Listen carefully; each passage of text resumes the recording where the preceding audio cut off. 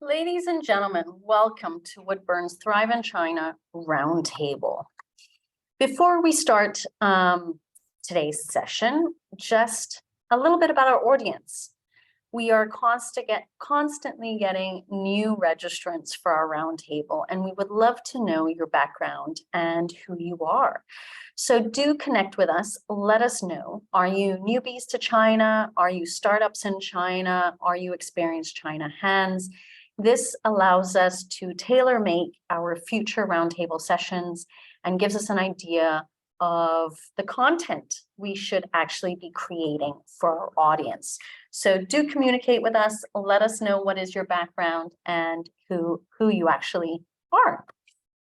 A little bit about myself for those of you that are brand new to the roundtable. My name is Christina Kohler-Colucci. I'm the head of business advisory at Woodburn Accountants and Advisors. I have been a leading expert on inbound investment into China for the last 18 years, offering a variety of administrative and compliance services, both in China as well as in Hong Kong. I'm also a creator of administrative processes for China that have helped hundreds of companies streamlining their administration and their compliance procedures. And if you're interested in learning more about them, you can go to our website at woodburnglobal.com and download them for free. And last but not least, we are offering our free complimentary ebook, which is on the 10 biggest mistakes companies make in China. A lot of these are the mistakes that I've made in the past, as well as those of my clients. If you're interested in learning more about them, or you're interested in getting a free copy of it, then email me at christina@woodburnglobal.com. So today we've hit roundtable number 7 for our 2023 calendar year. And the topic for today is look the other way. Is ignoring the competition in China really the key to success? The big question is to ignore or not to ignore. Let's look at both sides of the argument and understand where a company in China should stand on what is both an important but often divisive issue.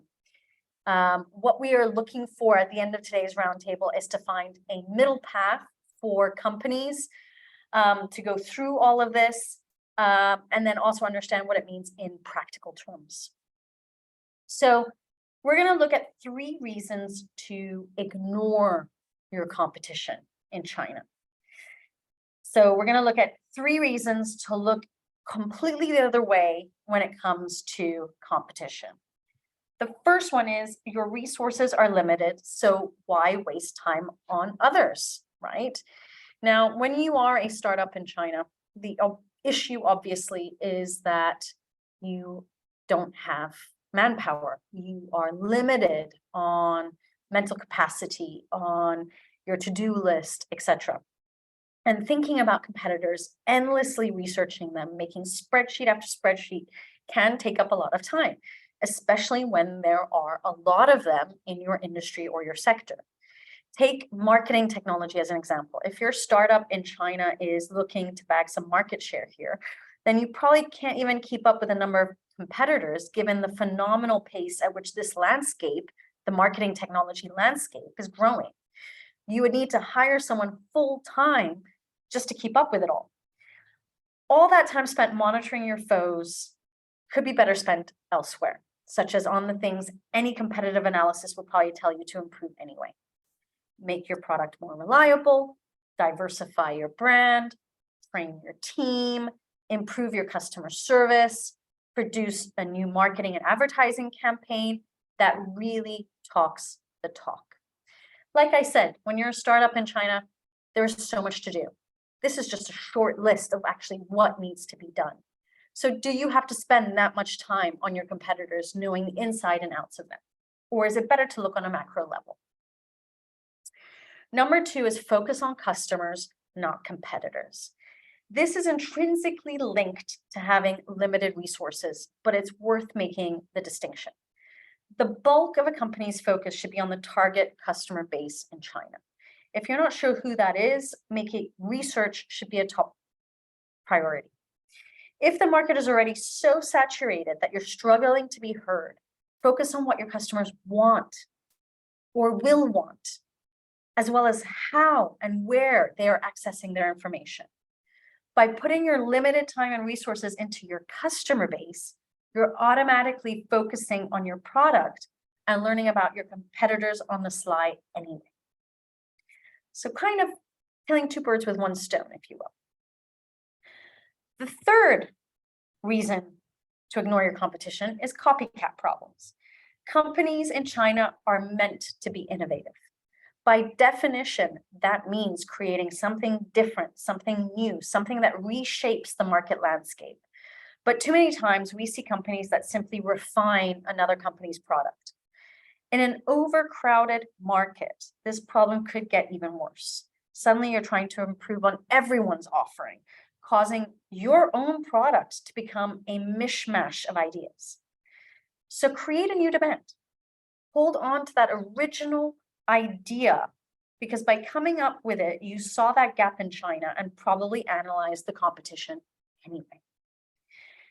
With these three reasons that I've just highlighted in terms of ignoring your competition, you can see that in every single one of those reasons, there is some form of competitor benchmarking that was done, but not into the extent of going into the nitty-gritty details about every single point of your competitors. Now, ignore your competitors at your own peril. Now let's flip it and let's look at why you shouldn't take your eyes off your competition. One, you may need to react to your competitors. Imagine you ignore the competition because of the reasons that you highlighted above. Why waste your limited resources on them? Focus on customers, copycat issues. But a month before you're about to launch the new product or new service, a competitor beats you to it. This is a disaster. The reality is that times have changed. Maybe ignoring the competition was fine advice a decade ago, but with technology-driven change at a pace never before seen in human history in China, particularly during the last 3 years of COVID, companies cannot afford not to follow their competitors, at least to some extent. By keeping an eye on your direct competitors, you can react before they do, or at the very least, be ready to respond to them. And remember, who are your direct competitors? Starting out that they are unlikely to be on par with Apple or Microsoft, right? Whatever you may have heard, thinking too big at the beginning is also a mistake. Airbnb didn't start out trying to make market share from hotels. The two guys that started Airbnb started by giving designers a chance to rent a sleeping mat on their loft and threw breakfast in as part of the deal. It spiraled because the idea was innovative and competitors were limited. So keep an eye on those competitors solving the same problem or vying for the same dollar as you are. Don't obsess about them, just be aware of them. Learn from your competitors' mistakes. Even if your product is set to reshape the marketplace in China and has no immediate rivals, there are still some overlaps between your business and indirect competitors. You both probably have a website, maybe an app, for example. Learn from the failures and successes of others. What keywords do they use on top of an internet search? What content do they have that attracts a lot of internet traffic? And perhaps more importantly, learn from their failures as well, because the risk of this happening in our globalized marketplace is only increasing. So have a look at some of their recent failures in your industry, in your sector. Where did they go wrong? Did they grow too fast? Did they have headcount issues? Did they try to diversify too much and forget their core audience? Whatever their mistakes, take heed of them so you can avoid those same pitfalls. Your competitors are on the inside. At more and more companies, it's becoming increasingly common that new companies and potential competitors are formed by employees who are moving from one company to another company to another company, causing high levels of turnover. But what these employees are doing is that they are bringing their knowledge from one competitor to another competitor to another competitor and adding that value of highlighting what the successes and failures have been within the ecosystem, okay? So I want you to keep this in mind when you are starting to add employees and add headcount into your team.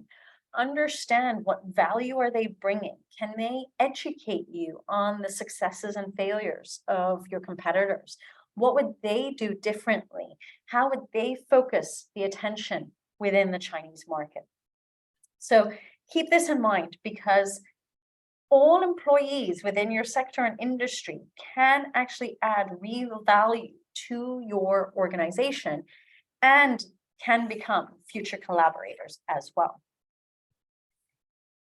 The key in China is finding the right balance with your company. Now, a lot of people get iffy with me about the fact that I highlight that market research is a fundamental and vital principle in your pre-investment stage, the Chinese market, but not just in the pre-investment stage. It's critical there because you have to make many more decisions than you do once you're operating. But even once you're operating, you do need to do market research analysis on your competitors and do price benchmarking against your competitors as well. But the question is, how do you balance this? How do you budget for this? Okay. Everybody's situation in China is unique. So start by knowing your business inside or out in China. That way you'll be aware whether a bit of competitor knowledge will be helpful or it will be an hindrance. Okay.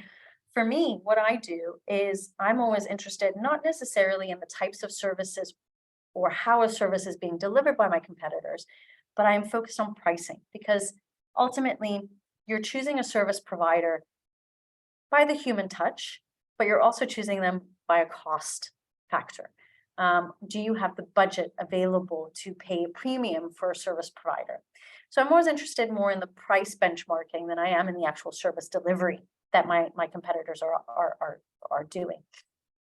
And I do a benchmarking exercise every 2 years to find out what additional services people might be offering, how they bundle those services together, and ultimately what is the pricing that's around that. Remember that the Chinese market is already crowded. No business can operate in its own bubble, but don't let the competition dominate your vision or relationship to customers. Just put your head up every so often to take in that bigger picture. And after all, finding this sweet spot will put you a long way ahead than your competitors. I hope this video has helped you. Remember, market research, particularly on your competitors and on your price benchmarking of your competitors, is vital. It's maintaining that balance of how much it's going to cost you to do it. I would love to hear what your biggest takeaway from today was. Let me know. It always helps me to maneuver the presentations accordingly. And if you want more advice on doing business in China or Hong Kong, if you've got any pain points, don't hesitate to schedule a free 15-minute discovery call with us so we can assist you. Remember, continue to subscribe to our Thrive in China Roundtable. Also connect with us on WeChat so that we can bring you into the conversation online. Our upcoming presentations are also listed here for the whole month of March. Everything from how cost effective is it to outsource professional services, disrupting the Chinese market, the joint venture infection, getting noticed, how to build brand awareness in China. So if you're interested in those topics, just pop in on a Wednesday at 1 p.m. Central European time, and we are there to educate you and also ask any questions that you might have around these topics. I hope you enjoyed today's session. Take care. Thank you and goodbye.